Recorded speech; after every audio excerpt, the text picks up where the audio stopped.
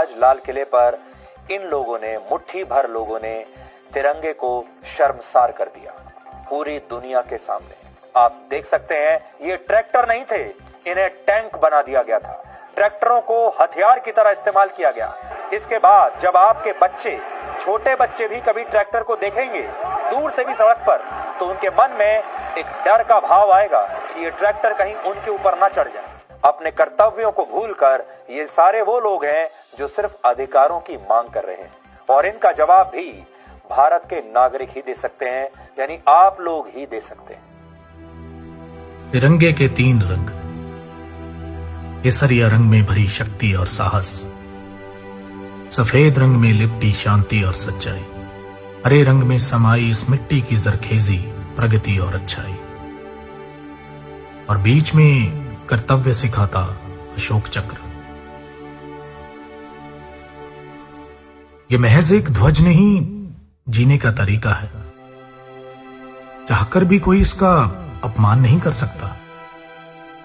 इस तिरंगे को सबसे ऊपर लहराता देखने के लिए इनमें से न जाने कितने लोगों के बेटे बेटियां शहीद हुए हैं,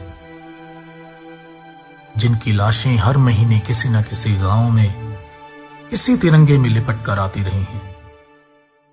जीने की वजह से लेकर इस पर मर मिटने के लिए तैयार ये लोग भला इसका अपमान कैसे कर सकते हैं?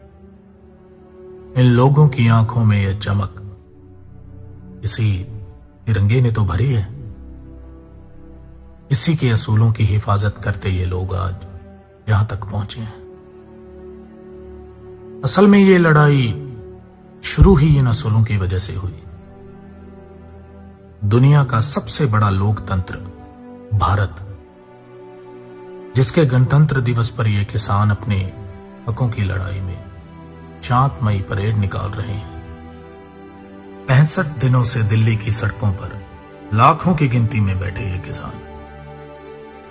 इतने दिनों से ना तो कोई खराबी हुई और ना ही कोई तोड़फोड़, बल्कि आसपास के लोगों और बेजुबान जानवरों का पेट भी इन्हीं लोगों ने भरा।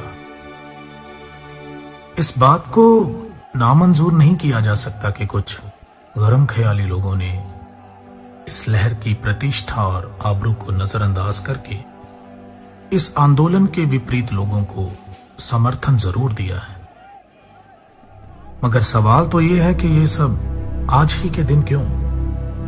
क्या सरकार इस बात को जानती नहीं थी या जानबूझकर इस बात का इंतजार कर रही थी कि कुछ ऐसा हो और इस लड़ाई में बाधा डाली जा सके? और जरा सोचिए, इस सब का फायदा किसको होगा? क्या किसान खुद चाहेंगे कि लोग इस लहर से टूट जाएं? क्या वो चाहेंगे कि जो ये सरकार ढूंढ रही है वो थाली में परोस के दे दिया जाए? इन सब चीजों का नुकसान इस आंदोलन को ही है, तो कोई भी भला अपना नुकसान खुद ही क्यों करेगा? इस बात को जरा सोचिए और समझिए।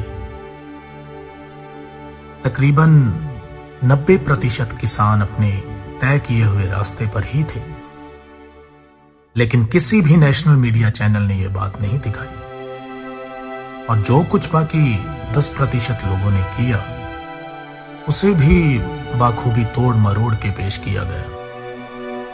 हिंसा, दंगे, फसाद, ये सब कुछ आप पहले भी सुन चुके हैं, लेकिन इस बार ना तो कोई दुकान लूटी और ना ही कोई इज्जत बेआबरू हुई, बल्कि किसी भी आम इंसान को एक खरोंच तक नहीं आई। ज्यादातर टीवी चैनल्स की हेडलाइन ऐसी थी जैसे पहले से सोच के ही बनाई गई हो। किसी ने नहीं दिखाया कि कितने शांतिपूर्ण तरीके से दिल्ली की सड़कों पे लाखों की गिनती में ये किसान बिना किसी को नुकसान पहुंचाए तिरंगे के साथ किसानी झंडे पकड़कर अपनी हकों की आवाज और बुलंद कर रहे थे। सिर्फ एक तरफा कहानी देखकर अगर कोई अंदाजा ना लगाया जाए तो बेहतर है, लेकिन इस सब के बावजूद बदला तो कुछ नहीं।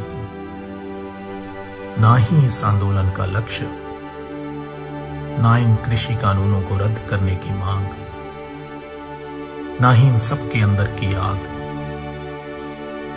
पर इस बात को जरा धर्म और राजनीति से ऊपर उठकर सोचिएगा, कहीं आप तो नहीं बदल गए।